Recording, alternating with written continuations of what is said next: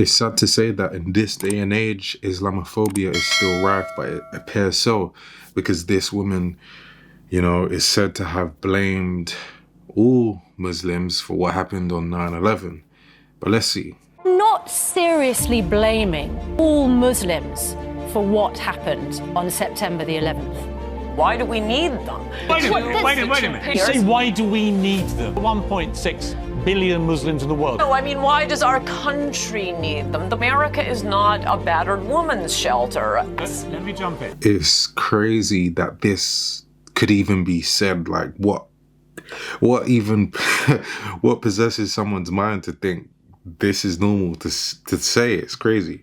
Right, the two worst mass shootings in modern American history were at Sandy Hook, the school where 20 children and 6 adults were killed, and at Aurora in Colorado, where a guy shot 70 people as they watched a movie. In both cases, the shooters were white Christian Americans. I don't remember you or Donald Trump or any Republican jumping up saying, hey, this is terrible, we now have to ban all white Christians from the United States. And that's because they will never do that. You know, it seems to be that it's normal for them to blame that demographic.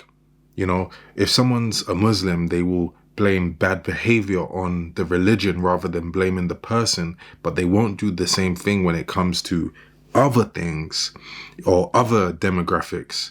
You know, they're very selective with which demographic that they do this to. Why, just because it's two Muslims who commit a mass shooting in a year when there have been more mass shootings than there are days in the year in America, why suddenly do all Muslims have to be banned when in fact the number of mass shootings and the number of crimes they commit in America are minuscule compared to every other part of the society?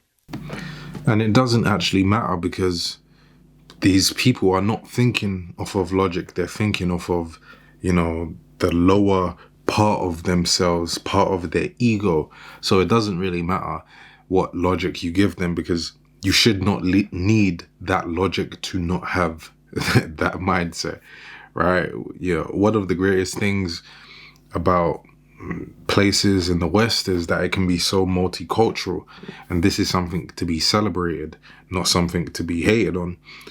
But again, you're never going to have a perfect world, so you will always have people like this. But the only thing I will say is that it shows people's lack of awareness and their ignorance, because anyone that hates on Islam hasn't done the research on the principles of Islam, because in the religion of Islam, it's all about love, acceptance, forgiveness, you know, encouraging.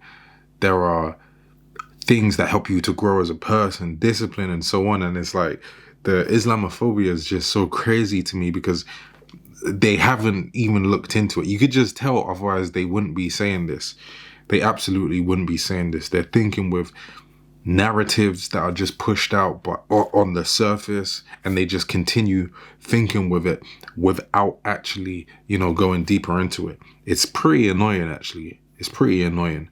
But I've seen many examples where a guy will, you know, I've seen a couple of these where people will try to condemn Islam by writing a book on how bad it is or doing a documentary on how evil it is. And then you know what happens? They end up converting because of how beautiful they find it. And I think that's absolutely amazing, to be honest. But I want to know what you think, right? So comment down below, let Reemus know, and I'll see you in the next video.